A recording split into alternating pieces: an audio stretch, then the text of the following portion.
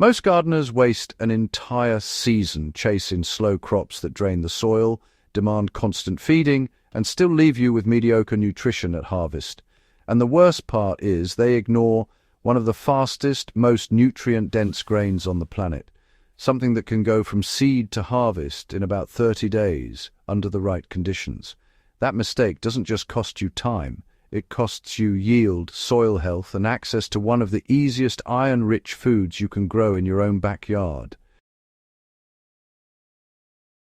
I'm talking about amaranth, not the ornamental type people grow for flowers, but the grain and leaf varieties that have been quietly feeding communities for centuries.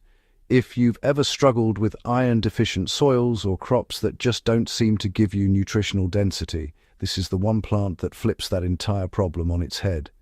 In real garden conditions, raised beds, containers, even hydroponics, amaranth consistently outperforms spinach in iron content while growing faster and with less fuss.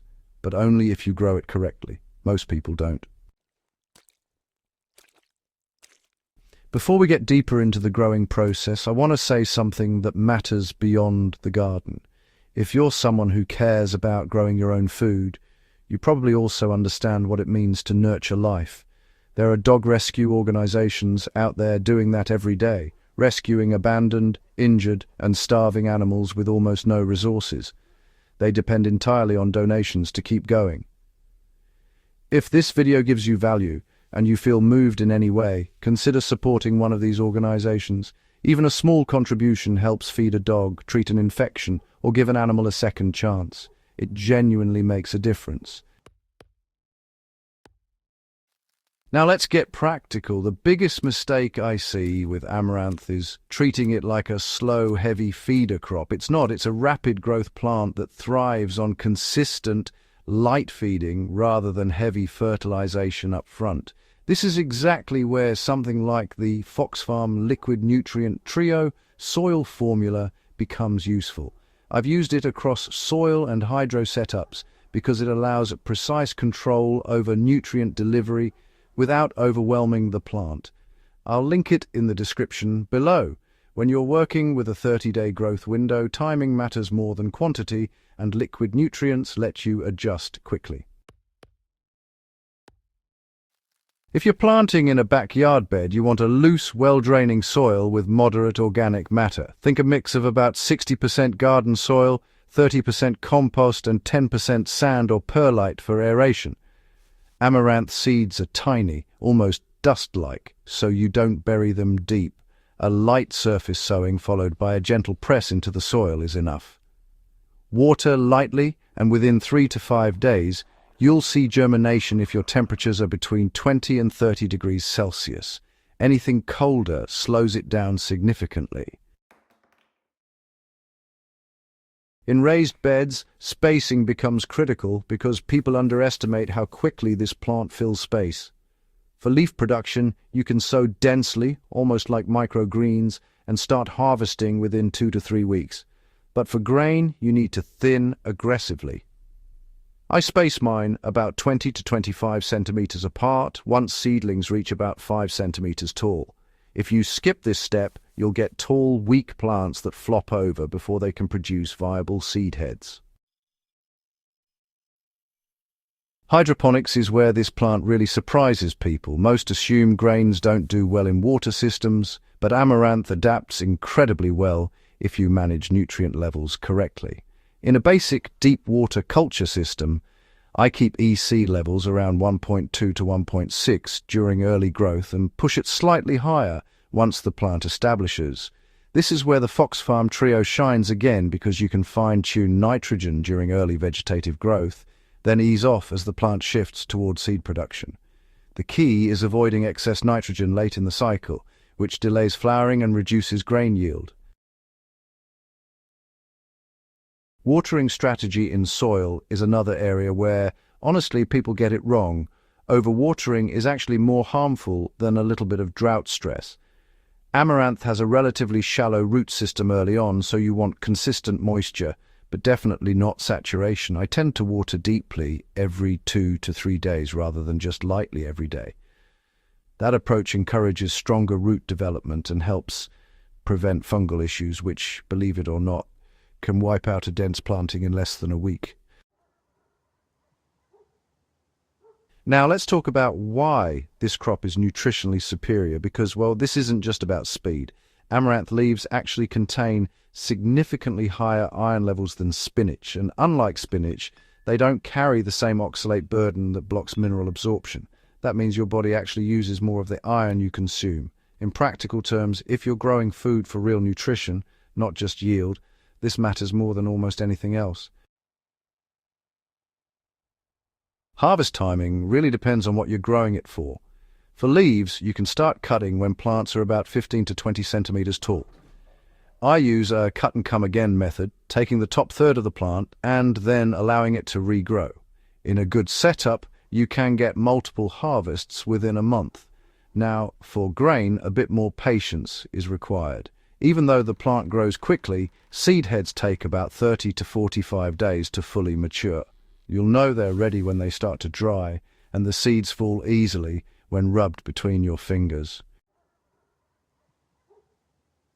Pest pressure is surprisingly low with amaranth, but that doesn't mean you're immune.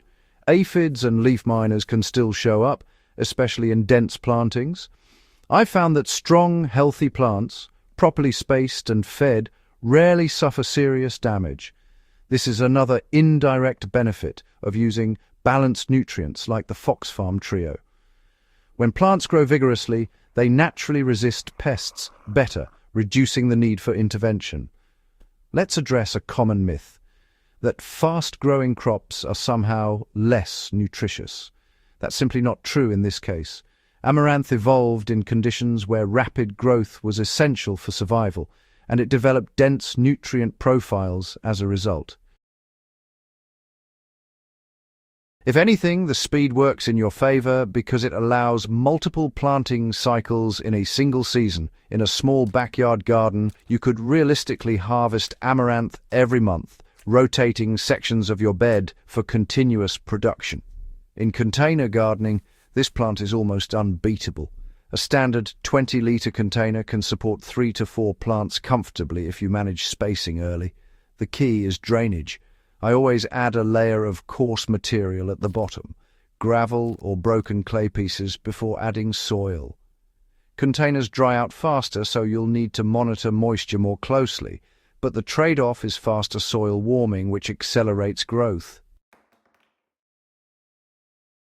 One thing I've tested extensively is succession planting. Instead of sowing everything at once, I stagger plantings every 10 days.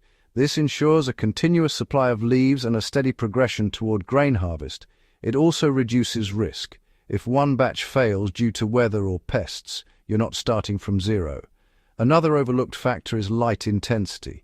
Amaranth loves full sun, and I mean real direct sunlight, for at least 6 to 8 hours a day. Partial shade slows growth and reduces leaf size significantly. In hydroponic setups indoors, you need strong grow lights, something in the range of 200 to 400 ppfd for optimal results. Anything less and you're stretching the plant without building real biomass.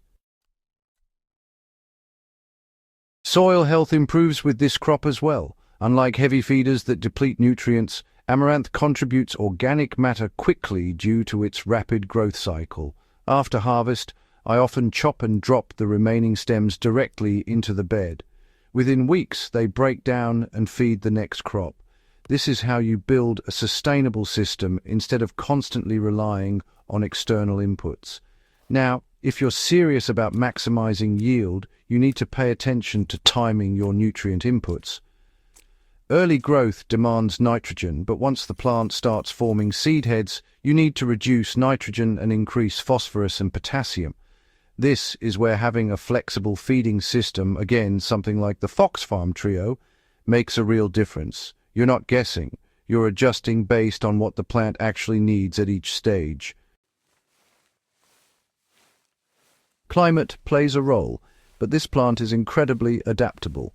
It handles heat better than most leafy greens and continues producing even when temperatures rise above what spinach or lettuce can tolerate. In places with unpredictable weather, that resilience alone makes it worth growing. And here's something most people don't realize. Amaranth is not just a backup crop. It can be a primary staple if managed correctly. The combination of edible leaves and grain makes it one of the most efficient plants you can grow in terms of calories and nutrients per square meter. When space is limited, that efficiency matters. If you've been ignoring this crop because it's not trendy or widely marketed, that's exactly why it's worth your attention. The best plants are often the ones that haven't been commercialized to the point of dependency on specialized inputs. Amaranth thrives with basic care, and when you pair that with smart nutrient management, it becomes one of the most reliable crops in your garden. At the end of the day, growing better food isn't about following trends. It's about understanding what actually works in real conditions and choosing crops that give you the most value for your effort. If you found this useful, subscribe and share it with someone who's serious about growing their own food. And if you decide to give amaranth a real shot, using something like the Fox Farm Liquid Nutrient Trio isn't about buying more products. It's about giving a fast-growing crop exactly what it needs, exactly when it needs it, so you get results that actually matter.